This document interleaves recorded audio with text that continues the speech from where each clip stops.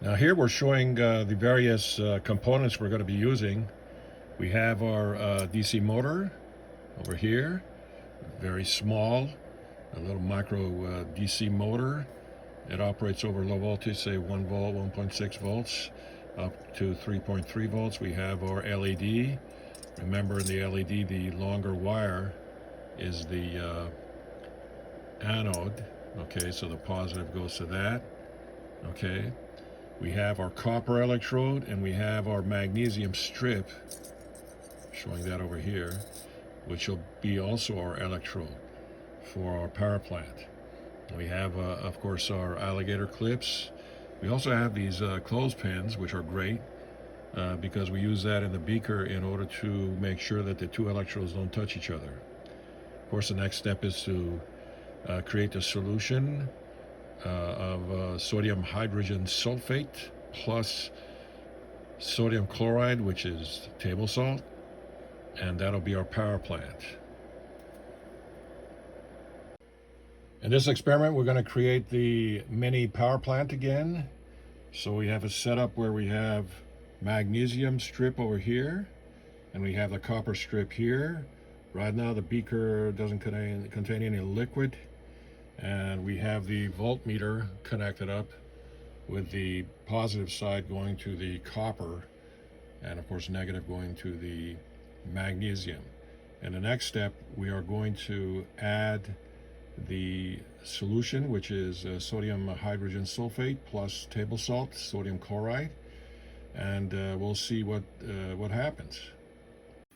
In this experiment, we have one electrode, which is magnesium, and we have another electrode, which is copper, and the solution is sodium hydrogen sulfate plus sodium chloride mixed in with distilled water. And you can see the gas formation on the magnesium because of the sodium hydrogen sulfate, and we get hydrogen bubbles coming out.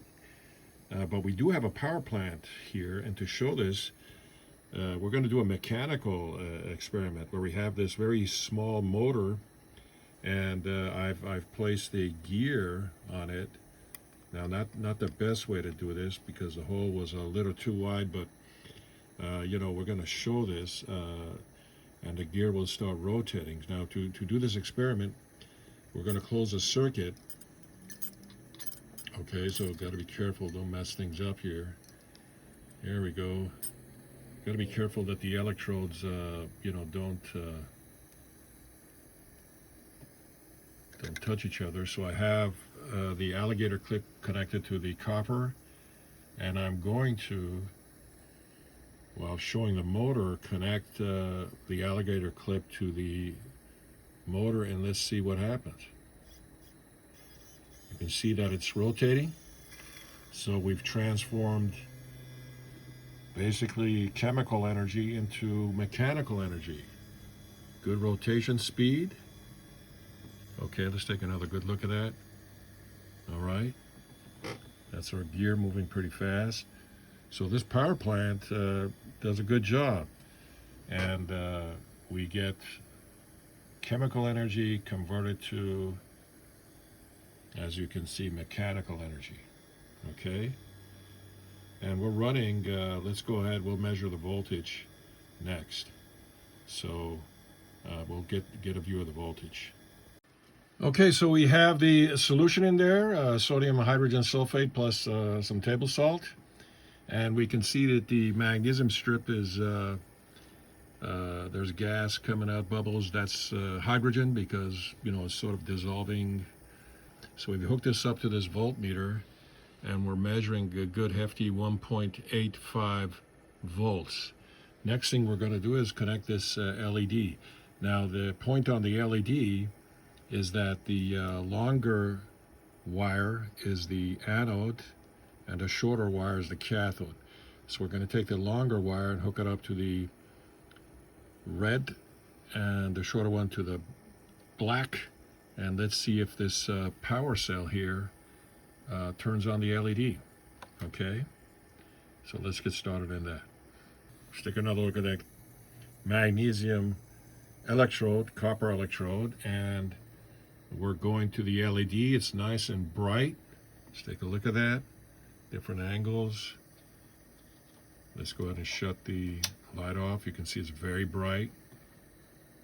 And this is, again, chemical energy transformed into electrical energy. In this case, the electrons, moving and producing basically current. Obviously, current direction opposite the direction of the electron flow, but we get nice bright LED. Okay. Again, this solution was sodium hydrogen sulfate plus sodium chloride, and in the solution, copper electrode and magnesium electrode. Nice and bright.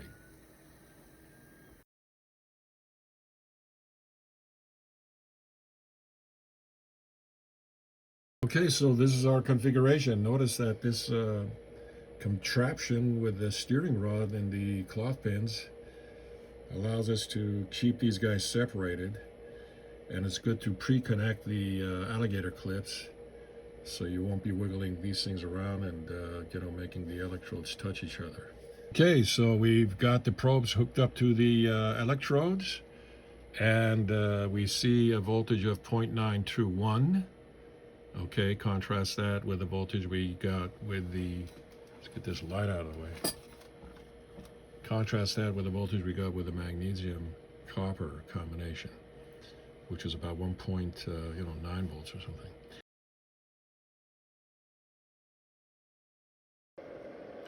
Okay, so now we have the gear on the shaft of the motor, and we'll go ahead and apply power, and let's see what happens. So first of all, let's apply power, and you can see that the motor is rotating pretty at a high RPM. See the gears rotating. Okay, and it's very good to illustrate that with this small gear we have. And now I'm going to shut the power off. There you go. Now I'll turn it back on. It revs up. There we go. Now we'll show hopefully that the power plant, chemical power plant, will be able to also drive the motor, and we'll compare the speed with the speed we get with the DC power supply. Now it's showing about 95 milliamps of current draw at 1.6 volts. Let me shut it off. There you go.